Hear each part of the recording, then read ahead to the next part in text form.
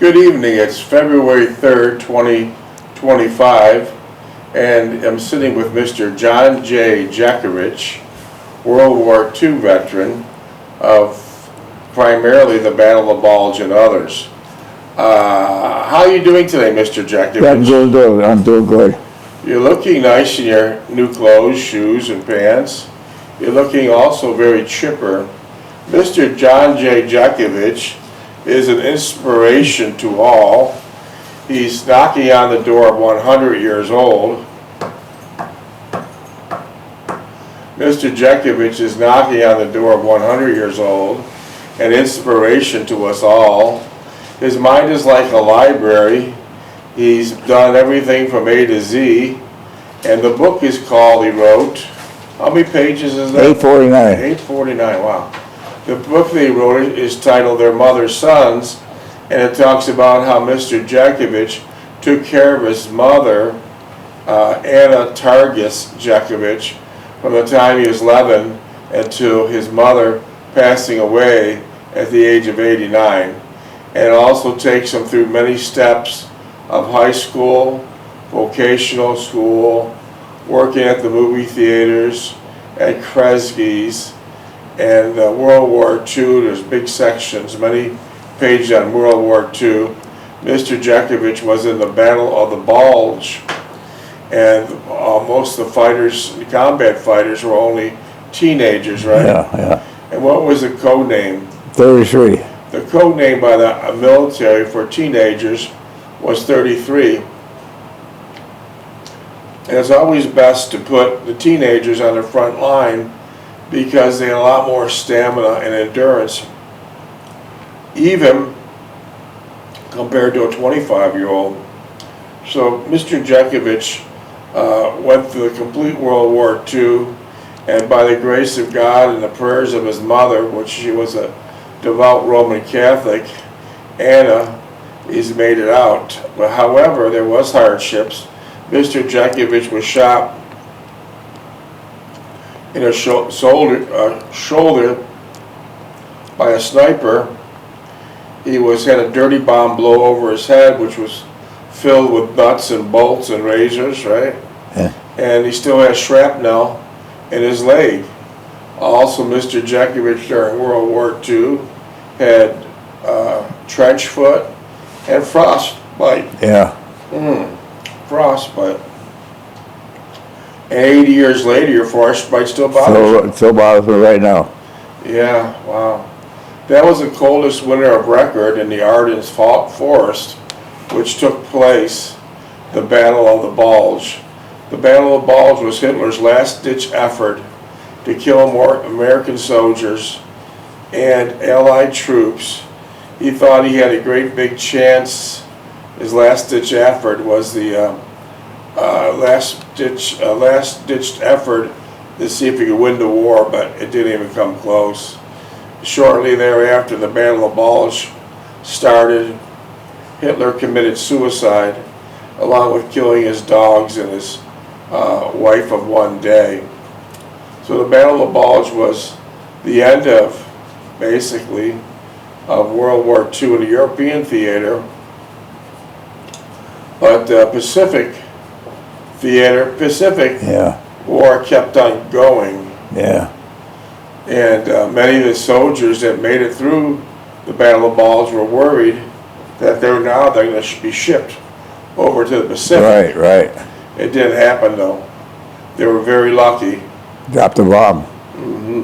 Well, there's one soldier that couldn't wait to get to the Pacific.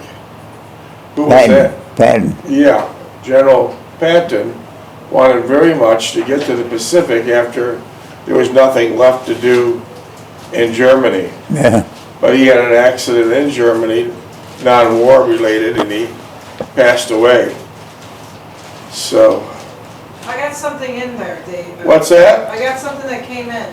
What came in? Can I see it? This is from Houston, Texas. Let me read it. John Jeckovich is invited to the cattle ranch near Houston, Texas. A what? A cattle ranch. Have you been in a cattle ranch before? A what? A cattle ranch. Cattle ranch? Yeah. Have you been to a car? No. Have you been in Houston, Texas before? A what? Have you been in Houston, Texas before? No. Well, let me read you the whole thing. John Jeckovich is invited to a cattle ranch near Houston, Texas. Okay, this is outside of Houston. The Turner family, you know the Turner family? No. They watched his video every day. The Turner family wants to roll out the red carpet for him. They sent this Bolo and Western John, look. shirt for him. Oh, Jesus, look at that shirt. Look at that. Hold it up for everyone. Hold it up. Oh, wow. Isn't that nice? Wow, that is something. This is from them? Yes. The Turner family Hold it up a little higher. on a cattle ranch near Houston, Texas. That's beautiful. Turn it around. Look at the J on the Bolo tie. They The what? put a J, they engraved a J on the top. See that Bolo tie? The tie. They This put- here. Yeah, it's got a There's a J, J. yeah. Yeah. Holy Christmas. So you don't know the Turners? Huh? You don't know the No, Turners? they No. watch his show. They said they watch your show almost nightly. Thank you very much, Mr. Jeckovich, for all. Look at all that detail in there. That is gorgeous. Yeah. You're going to thank him with a little note. Yes, I'll send him a note. Look at that stupid J, look at the J on that. Yeah, we got Now, where's this from? the Turner family at a ranch outside of Houston, Texas. A ranch outside, a cattle ranch. They want you to come and visit. Cattle ranch, Yeah, they huh? want you to come and visit. I guess they want you to wear that shirt when you come up. Yeah, they said they'll take him Well, on a They'll horse. sell, they'll pick you up anytime you want to go. Ride a horse. Did you ever ride a horse, John? Yeah, I did in Texas. I rode a horse to Texas, yeah. Well, that was very nice. That was very nice. Thank you, Turner family. Let's get them out a nice letter in the morning. Let's get a letter.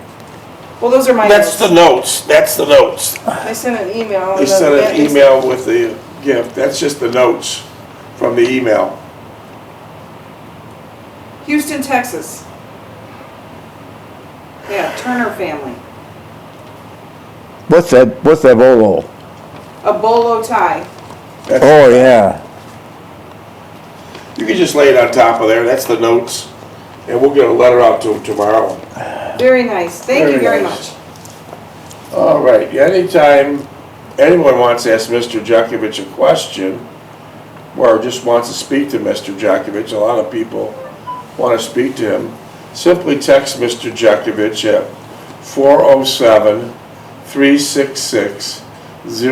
407-366-0000. Text Mr. Jeckovich any questions or comments to 407-366-0000. Look at that shirt. Oh, my God. That's look nice on you Here, hold tomorrow. it up one more time. I'm going to take a picture of it with you. Just hold it up one more time. Hold up one more time. I To the might camera. text a picture to the Turner family. Yeah. Very nice. How about a smile? There we go. That's I that. didn't get a good one. Can Well, you you get a good one. That's that $1 million smile. All right. Look at that J on that thing, huh? Yeah, that's nice. We're to send your picture over to the Turner family. Well, we could, The what? We're to email, excuse me, I'm gonna text your picture to the Turner family. you want to try That's the it one from the picture here, shirt. Here, you wanna take a look? Now, what's this? It's the Bolo tie. That's where it goes. But on a... The shirt we'll put on tomorrow. Yeah. You look very nice. Very nice. Yeah, that looks great. All right. Now, don't lose this now. So you can wear it while we read and we'll put it away after I get done reading. Take this off now before. Well, once you're done reading, just leave it for now. It looks nice. Let him leave. Looks nice. Looks nice, We'll John. get it off. We only have 20 more minutes to be up in the studio. Yeah. How many more minutes? I think it's 20. 20. We only have 20 minutes left in the studio. Yeah, that looks nice. Mr. Jeckovich was from Company H, the 2nd Battalion of the 291st Regiment of the 75th Infantry Division of the U.S. Army during World War II. Mr. Jeckovich lives by the motto, happiness is good health and a bad memory. Good health and a bad memory. He also lives by the motto, he's got 2 doctors, his left leg and his right leg. Mr. Jeckovich jogged for over 80 years. Yeah. Never took a prescription, never took a vitamin, never smoked or drank. So, we're winding down his book. We're on page 815. How are you working? How's the status of your new book? Do you have a couple paragraphs you can give me? No, I'm still making notes on it, All yeah. right, we got another week or so, and I'm on page 815, and let me pick up. This is opening and closing of the duplex giant wash. Let's see where we're at. We had rid ourselves of the rejection, and we could only view our future for us and our family with pride and a sense of accomplishment. We would never return to the former self. We had grown in stature and depth. We had proven our worth, and if everything else failed, we would have that single dominating theme to guide and direct us into the future. With our increased workload at the store, Grandma was becoming more demanding. Grandma was becoming more demanding. Oh, yeah. And her insistence that I do more work around the house. Yeah. You know, tell us what happened. It's just a great story. When you're finally, after 4 years fighting in World War II, you finally got home, and what's the first thing your mother said to you? Yeah, make your orange juice. And after she said you drank her orange juice, Yeah, what'd she say? About the work, right? Yeah. What'd she say? You got it. She gave you a list, Yeah. and you weren't home an hour. That's Yeah. Well, they don't understand. They don't understand. Yeah. She would approach, let's see, some of her demands were justified, but most were just not. Delphine listened attentively, and she tried to reassure Grandma that I would tend to them at the first possible moment. So she was saying, you got to do this, you have to do that, a big list. And what did Delphine tell her? And Delphine listened attentively, and she tried to reassure Grandma that I would attend to them at my first possible chance.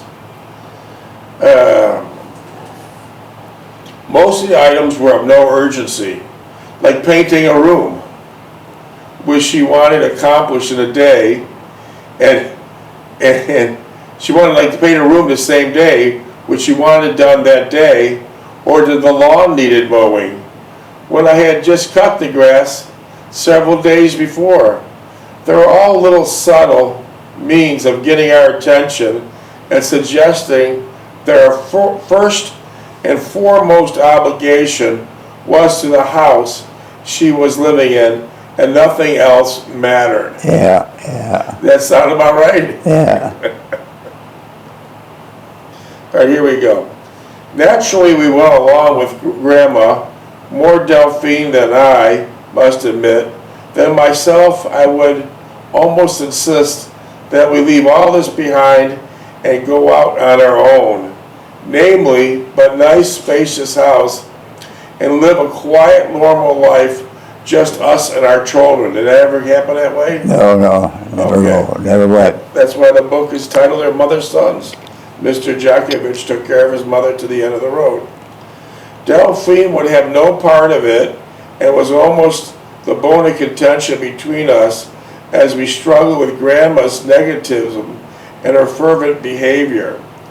There was no real confrontation between Grandma and myself, only assimilated and animated on Grandma's part, and acknowledged submission for our defense. It was only when Grandma stepped out of the immediate financial family circles and enlisted the aid of Sally. So now Grandma's going to look for her daughter Sally to help, to further her objective. That I would resent the implication and at times strenuously voiced my opinion. So now Grandma was going to tell Sally, But you are right, yeah. there was nothing going on. I mean, you were breaking your back. Yeah, Grandma didn't see it that way. yeah. You couldn't change it. Although I knew Sally understood the situation at home, having lived there for many years, she had resorted to her old familiar tactics since her marriage and her removal from the immediate household. Sally's your sister, right? Yeah. She reverted to what prevailed many years previous, when she would take Grandma's side no matter what, and I would be left alone defending myself. It was an old strategy, and I resented Sally entering into it again into the present situation. She would encourage Grandma in her discord, which affected us greatly at times. And it did not seem to bother her that she was creating such a problem between Grandma and myself. Disagreement and squabbling it brought about only increased the intensity as the years went by. One afternoon I returned from work, informed me that Lawyer. Delphine informed me that Shed wanted to see me regarding the store.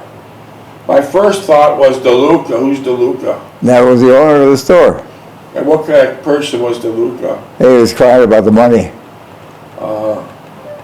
I paid him, but he wanted more money. He wanted to find any reason to squeeze you for more money. Was DeLuca an honorable man? He's a minister.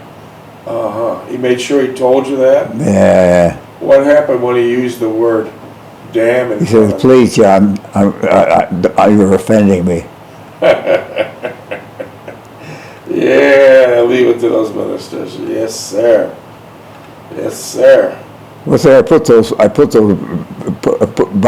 posts downstairs to reinforce the floor. And then when he seen that, he said I was going to put a restaurant down there. Yeah, the downstairs was a ratty old basement. Yeah. Never had a tenant in it in 30 years, or never will pass any codes to be allowed to be a restaurant. And he tried to squeeze you for more money, saying you took his future restaurant space. Yeah. Did he always remind you every time you seen him that he was a minister? Yeah. You dealt with him all the time, and it always goes wrong. Let's see, where the hell was I? Okay, here it is.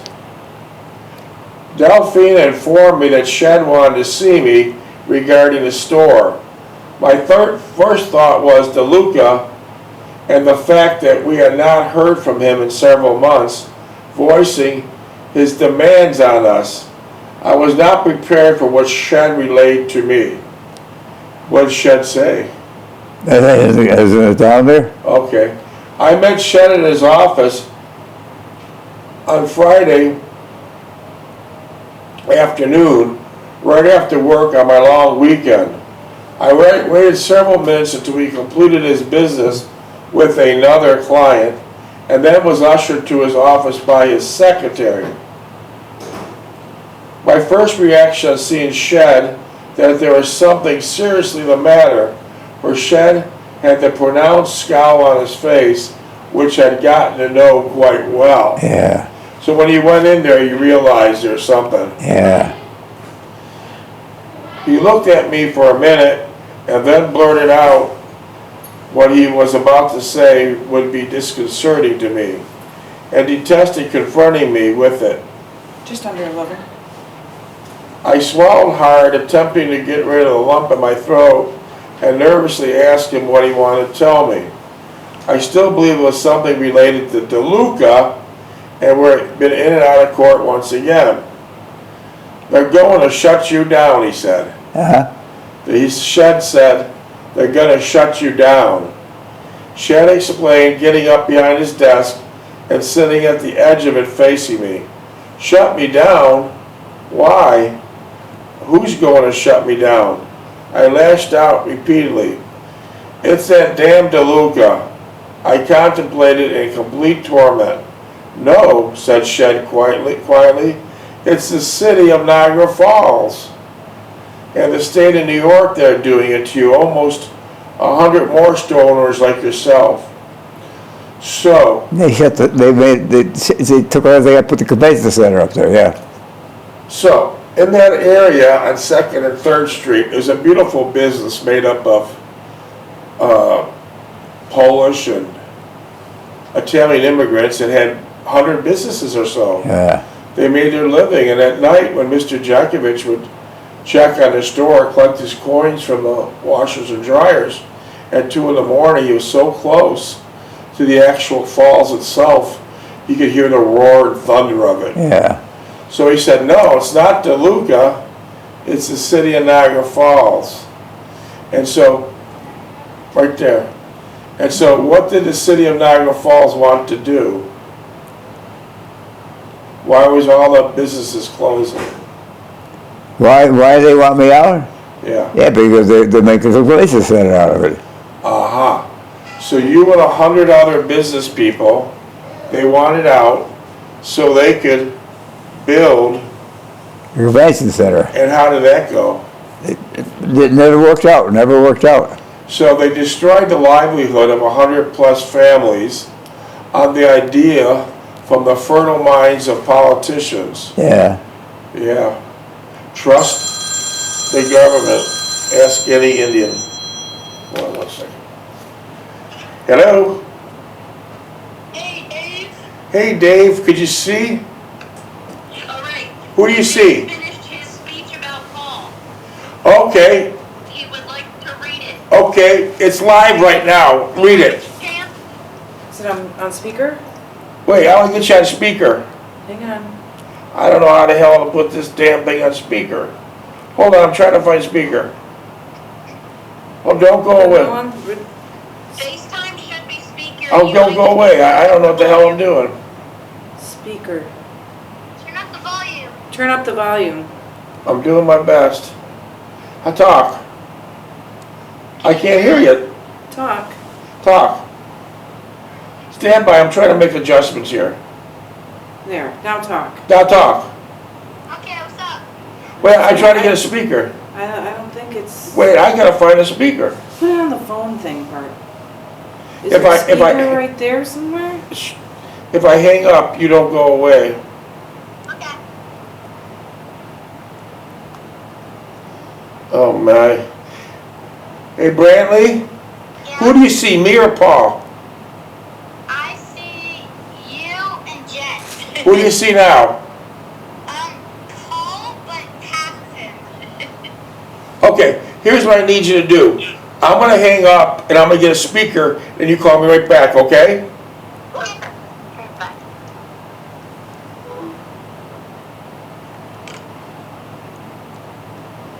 Oh yeah, when it rings, you should be able to do it, right?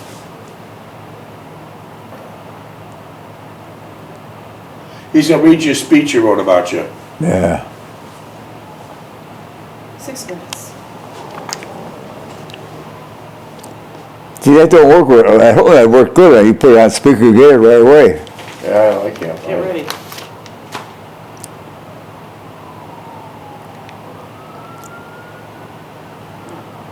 There. Wait, speaker. There we Okay, you there? Yes. Okay, I got you on speaker. I'm gonna move it closer to my father so you can hear him. Okay, you ready? Yes. Okay, read it. This is what happened to No, my too great-grandpa low. John J. Jeckovich in World War II. 1 second. Here, let me move it over here. Go ahead. I'm moving it over next to Dad.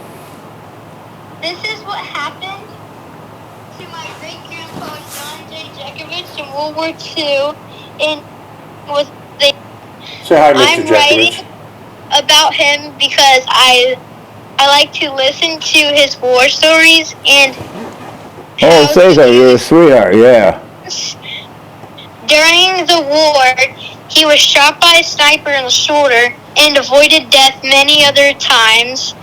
Throughout the war, he used many different weapons. He was very young Oh, during the time of World War II.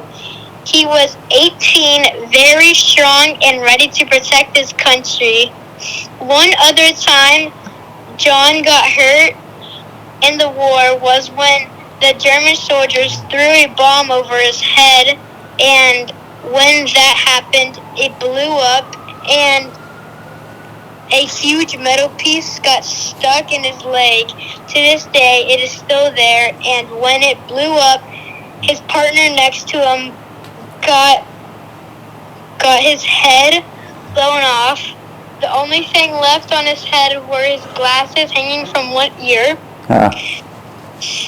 Throughout the war, John has used many weapons. He used a .30 caliber machine gun, and when he used it, the guy next to him had to pump water into the gun because if it got too hot, it would overheat and break. The gun was so... Oh, So that means it was...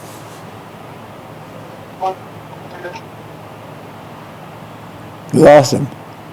The gun... All right, go ahead. The next two guns are really cool. John used a bazooka and a flamethrower. In my opinion, those are the two coolest firearms he has used. He also used a pistol, .30 caliber M1 rifle, and the last one is a .40 caliber pistol. My great-grandpa has received 2 Bronze Stars, as well as a Purple Heart. He was awarded the Purple Heart because he survived getting shot. When he and his partners first got recruited, they were called the Diaper Division because... All right. Lost him. Now who is this? Wait a second, it's Brantley. Yeah, we lost him. That Yeah. was cool. Wait, hold on a second. How many minutes we got left there? This is terrible. 2 minutes. Did he read the whole thing? Almost, yeah, I think all of it.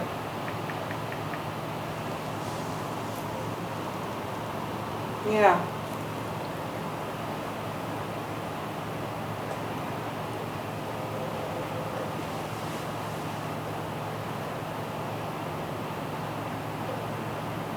Well, I think that was really nice. He was writing a report for you, John. Huh? He had to do a report for school. Oh yeah. And he Tell him about took- my machine gun and it gets hot and everything else. Yeah. That's so cool. Poor kid, poor kid. Well, he's really proud of you, John. He's a great kid. Yeah, he wanted to do a report on you. This speech was created by Brantley Jeckovich. Yeah, and he had a nice time doing it and interviewing you too. That was good. Yeah. So that's good. So he's also teaching kids about World War II in his classroom because he has to stand up and give that report. Yeah, they got history classes there, yeah. Yeah, Make sure you put that on there, I Brantley. will. Let me see. I can't get out. The phone service died. Oh, okay. That's what happens in this building. It's like a bunker, you know? But I think that was very nice. How much minutes do we have? 1:30. So, that was good. And he was talking about the Diaper Division. That's where we got cut off because you guys were so young. They called you the Diaper Division. Yeah, we're all 19 years old, yeah. Yeah, 33s. yeah. So they're still teaching history in class. In schools. Yeah, that was wonderful. This will be on the recording. That was perfect timing when Brantley called Yeah. because we put his speech to your microphone there. So that everybody else will be able to hear You it put your too. speech to the microphone. This is wonderful. Brantley is going to have this a permanent record here. Yeah. If I can try, I'm trying to call him back several times, but It's just locked out of here. I simply can't get out. You can't get, this is terrible to get out of here. I Yeah. can't get any service. Yeah, I'm yeah. completely dead. Yeah. An important call like that, and I'm completely dead. Yeah.